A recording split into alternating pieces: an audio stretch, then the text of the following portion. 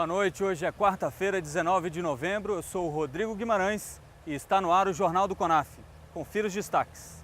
Cerca de 400 auditores promovem ato em prol da regulamentação da indenização de fronteira. Delegados iniciam trabalhos em grupos para análise das propostas e teses. Sistema de votação eletrônica muda para dar mais agilidade às deliberações. Beleza, bem-estar e nutrição. Também vamos falar disso aqui no Jornal do CONAF.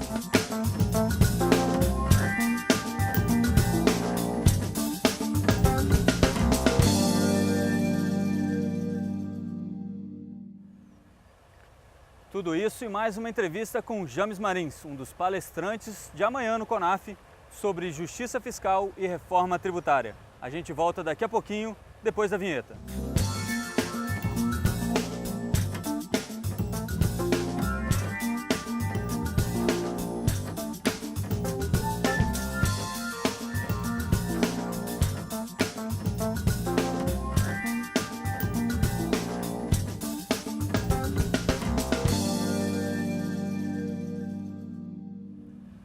Olá, o dia aqui em Foz começou movimentado. Logo pela manhã, os auditores foram à Ponte Internacional da Amizade em um ato em prol da PEC 555 e da regulamentação da indenização de fronteira.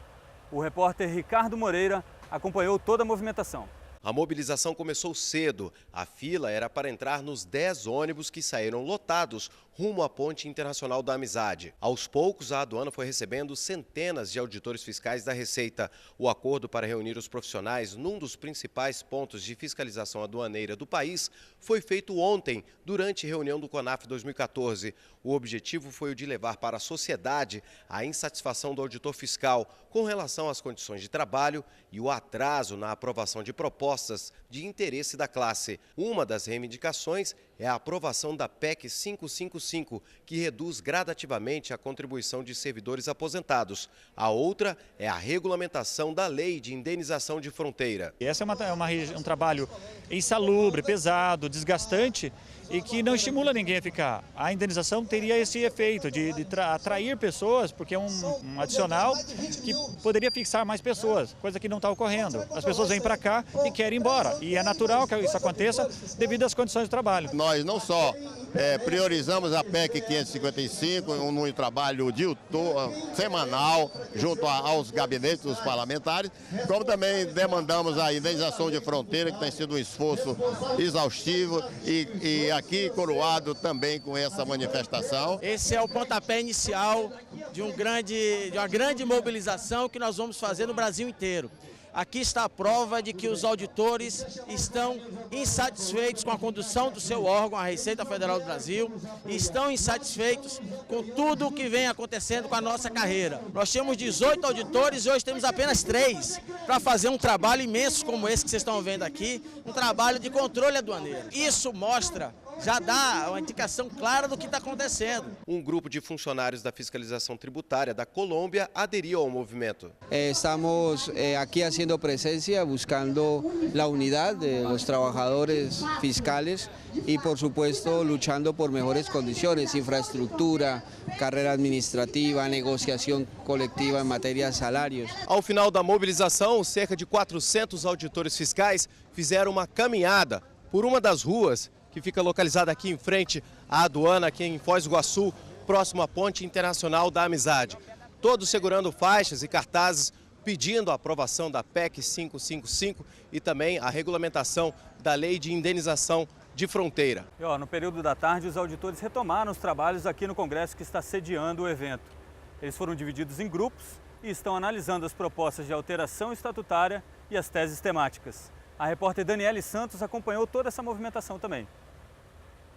A tarde desta quarta-feira foi reservada para a divisão dos grupos de trabalho para a apreciação das teses e propostas de alteração estatutária. Ao todo, são 13 grupos de trabalho. A expectativa para os debates é grande. Nós estamos entrando no caso das emendas, propostas de emendas em relação ao lixo normativo, e uma das principais, naturalmente, o objetivo principal é o resgate das prerrogativas do auditor fiscal da Receita Federal do Brasil. É o momento do auditor por um todo, independente de política, de partidos, é uma troca de experiência, é uma troca de ideias, com objetivo único, é o fortalecimento da Receita Federal o fortalecimento do auditor enquanto classe. As deliberações começam amanhã aqui no plenário. São 4 temas: reforma tributária, justiça fiscal, o papel do auditor fiscal e atuação sindical. Daniele Santos, no CONAF 2014, para a TV Sindifisco. Olha, a gente volta daqui a pouquinho com James Marins, que é um dos palestrantes de amanhã no CONAF. Ele vai falar sobre reforma tributária e justiça fiscal. É daqui a pouquinho, fique por aí.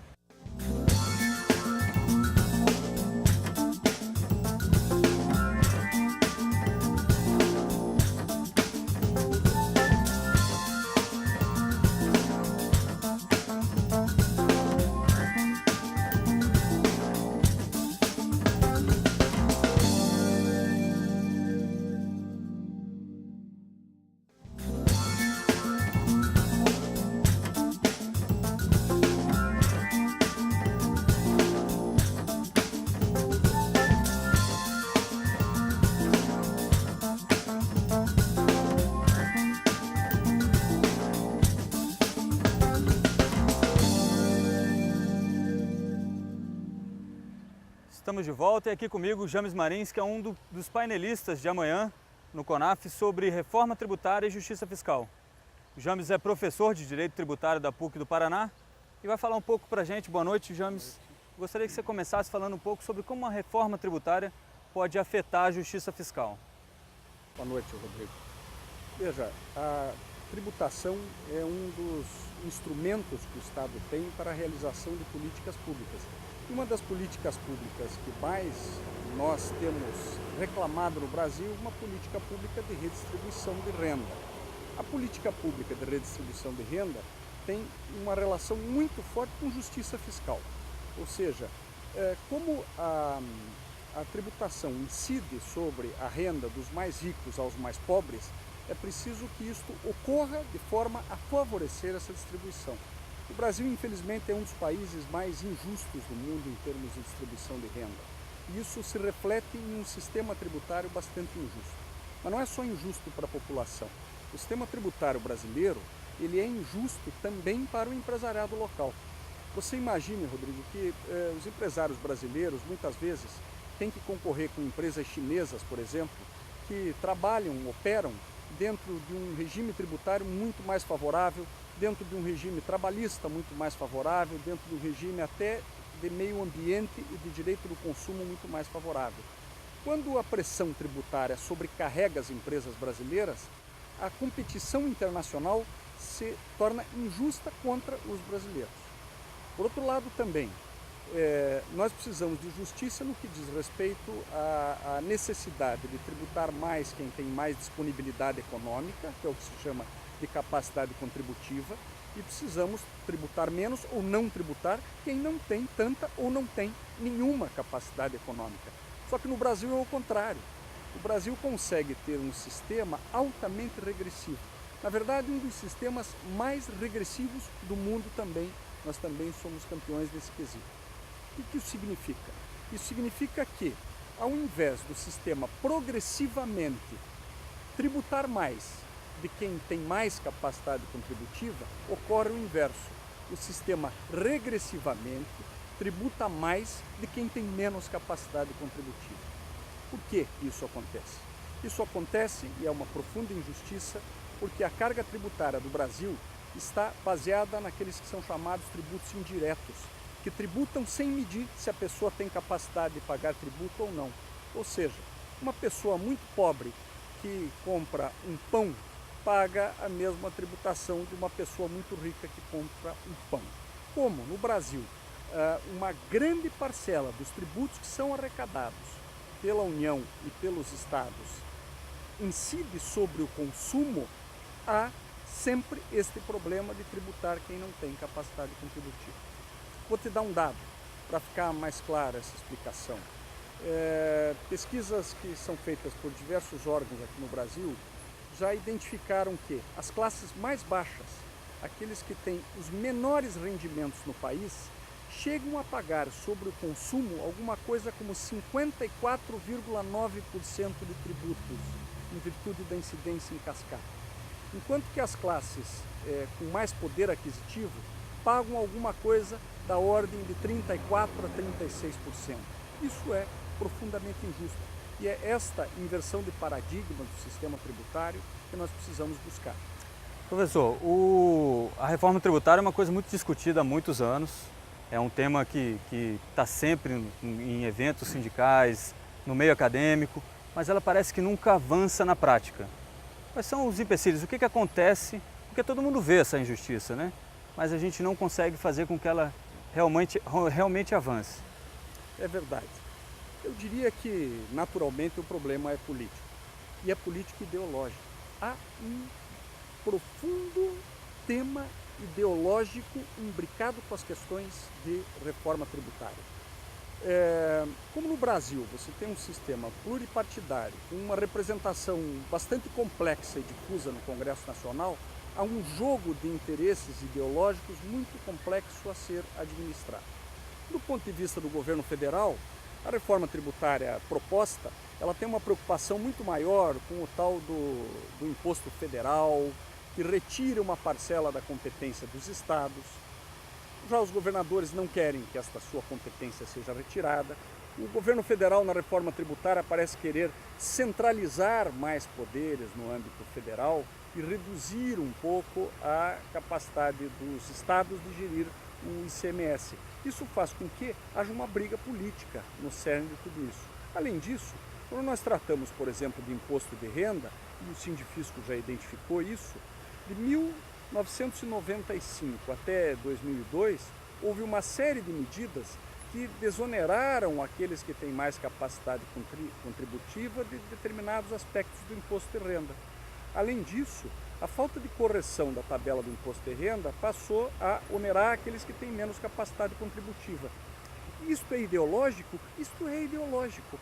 Porque a ideologia é quando você tem que, enquanto governante, optar entre tributar mais o capital ou o trabalho, entre tributar mais a renda ou o trabalho, entre tributar mais o patrimônio ou o rendimento do assalariado, por exemplo, através do imposto indireto sobre o consumo, do ICMS ou do IPI, por exemplo.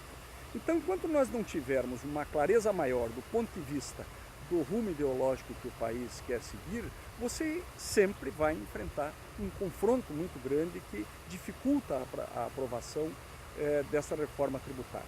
Mas há um outro fator também. Esse jogo de interesses faz com que exista uma quantidade muito grande de propostas que são absolutamente inexequíveis.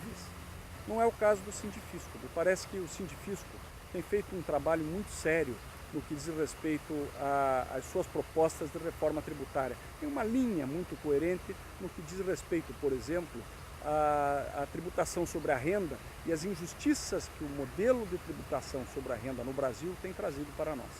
Bom, Chames, muito obrigado pela sua presença, boa sorte amanhã na sua palestra. E a gente volta daqui a pouquinho com um pouco mais do que aconteceu no dia de hoje no CONAF.